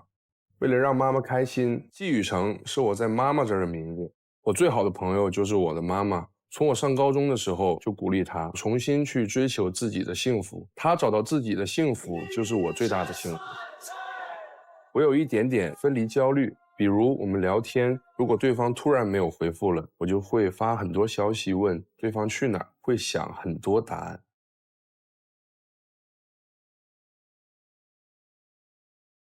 你在哪些人面前用现在的名字，在哪些人面前用那个让你妈妈开心的名字？花开有时，不负期待。非诚勿扰，马上回来。非诚勿扰，现在继续。我想知道一下啤酒跟米酒，它们之间有什么不一样吗？一个度数低，一个度数高。可能在那个酿造的过程中，原料是不一样的，然后它的发酵过程也是不一样的。也希望另一半以后和我一起酿酒，酿造他喜欢喝的啤酒。可以一起喝，可以一起喝。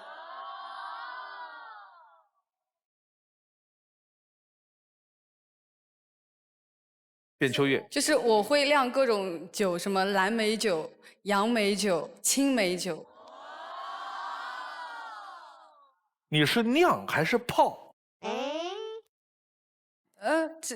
它泡，它不也叫酿酒吗？你的原材料是蓝莓和酒吗？还有冰糖。我给你区分一下，姑娘，你在超市里边买点酒回家，把什么各种果子呀扔进去泡半个月再喝，那个不叫酿酒，那个就叫泡酒。好的。啊。它有一个酿造的过程啊。好嘞。第二个问题，我不希望对方把钥匙放在我的口袋。谁的钥匙啊？家的钥匙或者他的钥匙。哦。3号。男嘉宾，你可以完全放心，我这一点是永远不会放在你口袋，因为我家的钥匙是放在门口的。你方便把你家门牌号码说一下吗？他的心不是一般的大。杨柳，男嘉宾，我想问一下，你为什么不希望对方把钥匙放在你的口袋？对呀。对，因为我小时候经历过几次丢钥匙的事情，就是经常放学的时候到家发现钥匙没了，然后又得顺着原路返回去找。有的时候能找到，但大多情况下是找不到的。后面慢慢就养成了钥匙不放口袋，然后长大以后口袋里也不喜欢放东西。那你一般钥匙放在哪里？现在家里有电智能锁。一般来说，这个环节说的都是挺重要的事儿。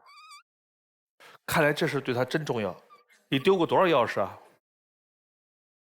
？10几把吧。家里边都还好吧？还好，还好。好，来看片子。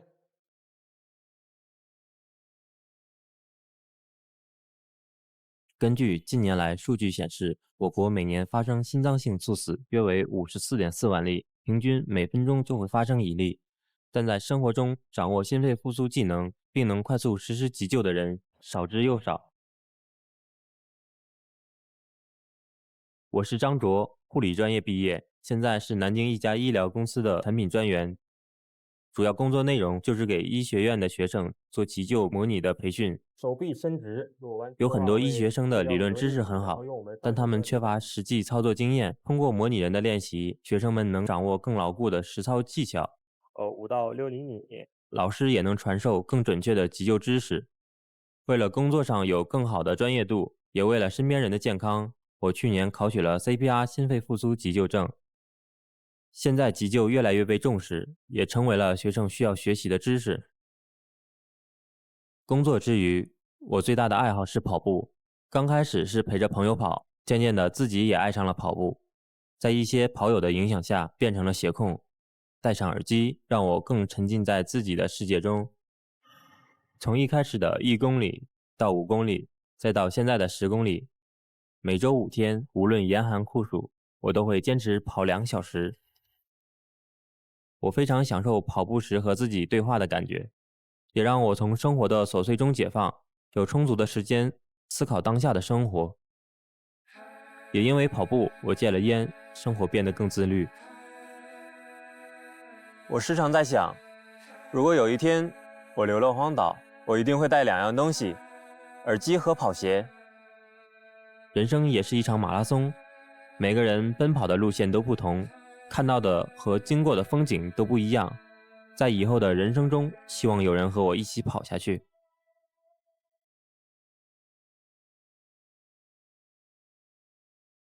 心肺复苏这个事儿倒是经常能够在新闻里边看到，会不会这个能力真的有的时候就能救命？你要现场教哪个女生心肺复苏一下吗？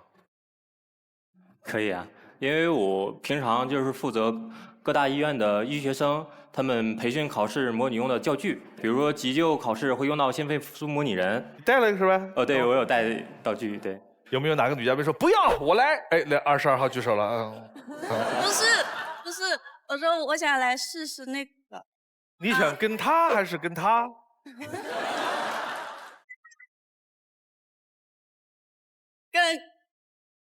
跟像躺地上那个帅哥。KO。来，他是个中医。当我们发现有人昏倒，这个时候我们可以对他轻拍重唤：“先生，你怎么了？先生，醒一醒。”这个时候他没有意识，这个时候我们就需要请周围的人帮忙。孟非老师帮我拨打一下120，程明老师帮我寻找一下附近的 AED。我们需要把患者放在平整的地面或者硬板床上，按压部位在两乳头的连线中点，以左手掌根为着力点，右手扣于左手上，将肩肘腕成一条直线，向下按压5到6厘米，按压频率为每分钟100到124，01、02、03、04、05、06、07，然后数到30的时候，我们要进行开放气道，将患者的头偏向一侧，清理口腔分泌物，然后在患者颈椎无损伤的情况下，采取仰额抬髁法，就放松他的气道。对，是的，然后捏住鼻子，然后对他进行人工呼吸，吹气完之后接着做按压，01、02、03、04，这样5个循环之后，患者颈动脉搏动恢复，自主呼吸恢复，胸廓有起伏，抢救成功，然后等待下一步救援。谢谢。我想问一下，就是他那个环境需要通风吗？还是说？对，首先你要保证你的安全下才能施救，不然可能他倒下了，你也倒下了。哦，好，谢谢，非常感谢您的专业的演示。最近啊，爱跑步、爱旅行、爱种菜这3种类型的男生特别多。2个里边就有一个爱跑步，你跑了多长时间？跑了大概4年左右。马拉松？一开始从5公里到10公里，然后再到现在的马拉松。你也有证书是吧？对的。这个是一个完赛证书是吧？对，我平常有机会的话就会参加一些马拉松。很厉害。李嘉欣，就是你好，男嘉宾。你好，我想问你，就是你长期坚持跑步，你身体有什么变化？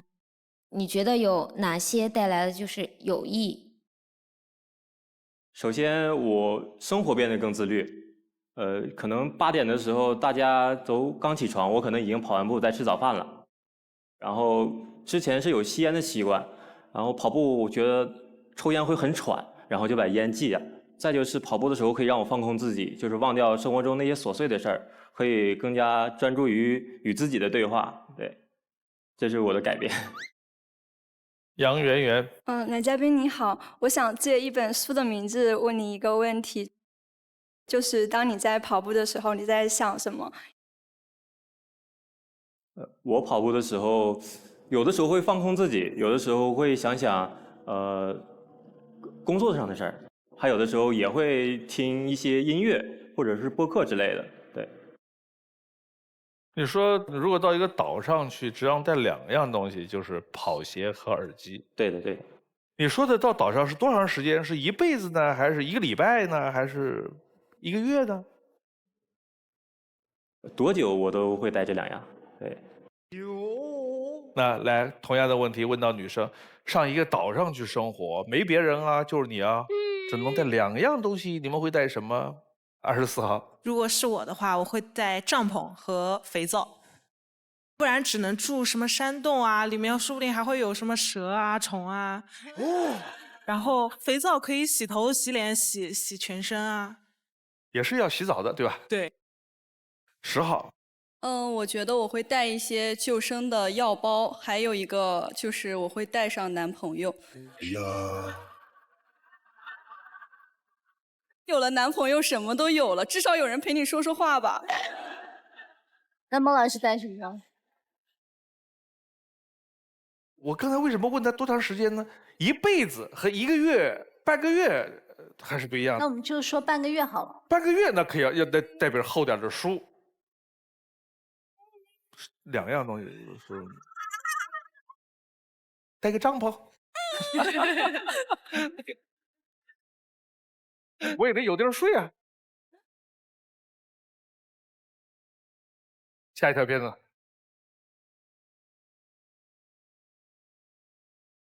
我的恋爱观是喜欢就要告诉他，并且表白一定要有仪式感。我的每段感情都是我主动表白在一起的。有一段感情，我们都喜欢听音乐。我是在和他一起听音乐会的时候，听完这场音乐会，我们就在一起吧。还有一段感情，他是我的大学同学。我在学校运动会的时候，马上就学校运动会了，如果跑步拿第1，我们就在一起吧。第3段感情，我们是在交友软件上认识的。第一次线下见面，想去的高档饭店没位置了，我们就去吃了路边摊。所谓爱情，就是找到陪自己吃路边摊的女生，吃完这份，我们就在一起吧。但是我常常因为毒舌而惹女生不高兴，心里想的话说出来就变了样。亲爱的，快尝尝我做的蛋糕。哇，卖相不错，很用心嘛。这是蛋糕吗？味道像馒头一样。明明挺好吃的。我怎么说出来了？看看我今天有什么不一样吗？项链很搭，裙子好看，鞋是新的。就那样吧。白打扮2个小时。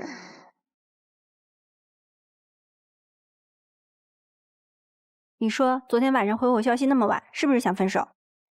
怎么挽回他呢？怎么解释他才不会生气？你总小题大做，分手吧。哼。哎，我怎么会这么说？现在我知道爱是需要表达的。以前觉得说出哄人的话会特别没有面子，其实在感情中嘴硬才是自讨苦吃。以后我会改变，让女生体会到我的关心。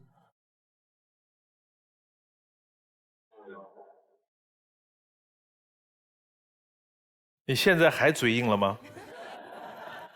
现在改了很多，被爱情毒打过了。是的。2号，男嘉宾你好，我想问，就是你上一个女朋友是在交友软件上认识的，其实我个人是不太理解玩交友软件的男生，就是想问你现在还用这个交友软件吗？现在不再用了。哦，那就好，好，谢谢。陈玲玲。大家好，我叫陈玲玲，今年29岁，是一名健身教练。其实我特别能理解你说毒舌这个词。像我谈对象的时候，我也经常会说他这个不好那个不好，但是其实我内心里知道我是对他有好感的，可能就是想要说出他的缺点，然后引起他的关注度吧。22号，男嘉宾您好，因为我是一个喜欢打直球的人嘛，也就是您的 VCR 里面也体现出来你是一个非常主动的人，这一点我是性格和您蛮类似的。但是我看到您的有一个点哦，您最后说我们分手吧，这一点其实我蛮在意的。就是我特别不喜欢，就是经常把分手放在嘴边的人。明白，其实我也不是会把分手经常挂在嘴边的人，只不过是有的时候可能有些词不达意，就说出来分手的话。对，有时候不能把分手当成一个动词，就是应该当成一个形容词。它只是形容了我此刻的心情，觉得很不开心。是的。陈意涵。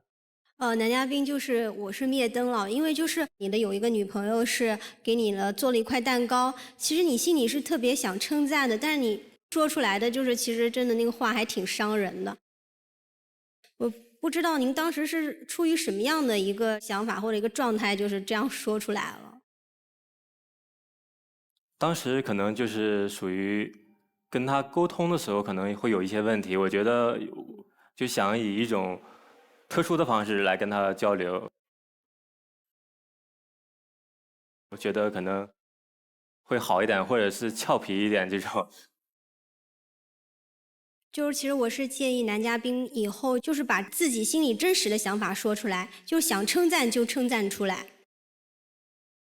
他有那个反向表达的习惯，这个习惯是有好几种原因的，有人格上的原因，也有环境上的原因。我发现他现在遇到最大的问题，他是想的。他刚才那个片子里，他每一次都想说实话，但他不具备这种直白措辞的能力。这一类的男生，其实某种意义上也是宝藏男孩，就是他嘴巴上是毒舌一点吧，你看他的行动还是温暖而踏实的。他嘴巴上一直说你这个蛋糕，你看他绝对吃完了。所以有的时候他有他背后闪光的一面，也需要我们另一边多去发掘，但你也要下意识的去调整，好不好？要改，要不然有很多误解，没必要。你看这样的误会没必要。好，谢谢老师。最后一个问题，2号。男嘉宾是这样的，我看你喜欢酿酒，但是我酒精过敏，喝不了酒。然后看你不想把女朋友的钥匙放在你的口袋里，然后我也是一个神经大条的，我钥匙也经常丢。那所以这样的你可以接受的吗？可以啊，可以啊。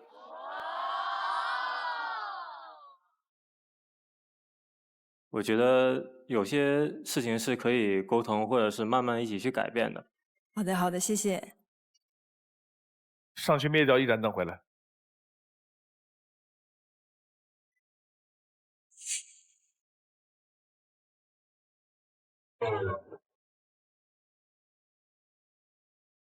现在留灯的是22号，2号，有请2号、22号。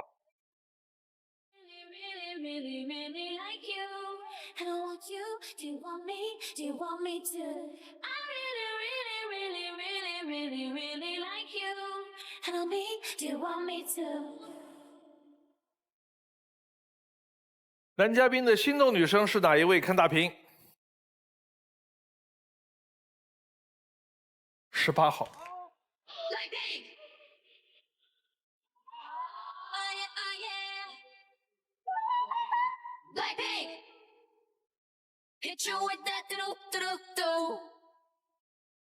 张卓的自推女生是花开有时，不负期待。非诚勿扰，马上回来。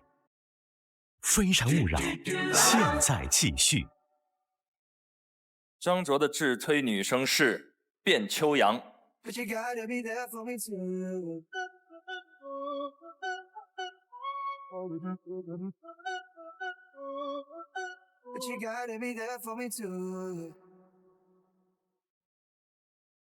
男生性格沉稳内敛，自信勇敢，不享受广泛的社交，3两知己好友足矣，喜欢互相支持、互相帮助的感觉，内心传统，有责任心，靠谱踏实，感情当中有一点被动慢热，不善言辞，会用行动默默表达爱。女生的性格活泼健谈，单纯可爱，爽朗直接，感情当中看重跟另一半在精神层次的契合，会用行动表达爱，不计较付出，重感情。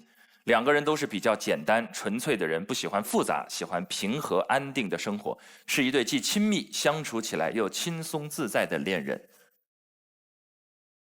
我们来看4个女生的3个关键词。冯琦，最高级的浪漫哄人小技巧，那个他。那个他。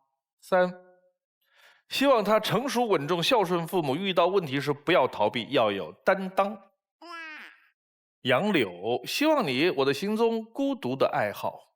孤独的爱好。3，哎，这个我还挺喜欢这个东西。这个是南宋胡天瑶的一个小盏，然后呢，刚开始我买的时候它缺了有一点，然后后来经过大概1周到半个月时间给它修复好了。哦，这就是你做的啊？嗯，对，都是我做，还有一些作品没有放出来，因为我平常社交圈比较窄，基本上都会在修复室修东西。以后早就向你请教啊。好嘞。卞秋阳，我的追求斜杠生活，真实的我。我的追求。追求生活中的仪式感、小浪漫，希望2人在一起的时光里能够成为更好的人。唐明卫，性格的两面性，喜欢这样的你，我的缺点。我的缺点。3，拖延症很厉害，事情不到最后一刻绝不会去做，坐飞机经常被大喇叭点名，希望找个人来帮助自己改正这个缺点。最后一个问题问4个女生。我想问一下各位女嘉宾，就是有没有做过嘴硬心软的事情？心软这个事情常做，但嘴硬的话，这一块好像还真没在我身上发生过。我也是和他差不多，因为我本身性格是比较慢的人，我也是比较会哄人的人，所以就是一般来说，我不会出现那种嘴硬心软的情况。其实我是一个性子特别急的人，但是呢，我又是一个刀子嘴豆腐心的人，就经常在着急的时候，可能说话不经过大脑考虑，甚至有的时候我明明知道可能是我的问题，但我仍然就不承认。特别在生活中，因为我有一个双胞胎的妹妹，她跟我一起长大，我们2个人就是这样天天吵吵闹闹，甚至小的时候会经常动手，就是可能形成了这样的生活环境，导致了我这样的一个性格。谢谢。我很理解男嘉宾，因为我也是这样的人。比如说明明我很喜欢你为我做的这个事情，但是可能我表面上会觉得哦就这样，但是其实我内心真的是开心的不得了。所以你刚才说出你的一些做法的时候，我非常能理解，所以我选择了留灯。要2个刀子嘴在一块儿是什么？怼怼更有爱。说刀子来刀子去，就是很多欢喜冤家是这一类。那老夫老妻也有，然后老吵老分又老复合那种也有。好的，你要选中间2个女生，有可能被拒绝，你自己回去；另外2个女生，你可以牵手其中一个，想清楚你的决定是。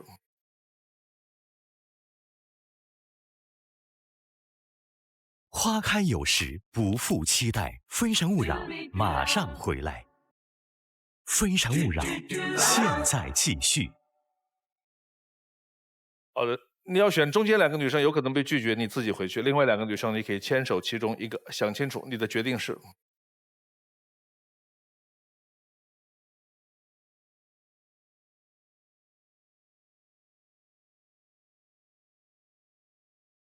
我想再解释一下，之前是说话有一些沉闷，对爱的表达，其实我更多的是行动来表现。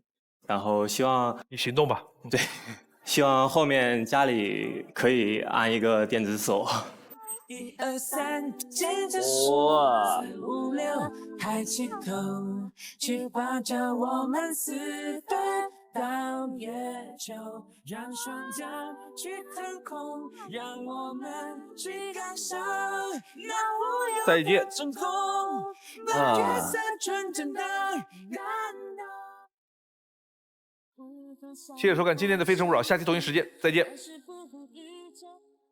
往前一步是幸福，退后一步是孤独，在原地不动是为了看得更明白，爱情不能不清不楚。往前一步是幸福，退后一步是孤独，在纷纷扰扰之间，我明亮了双目，超能与我相爱的人一起到老。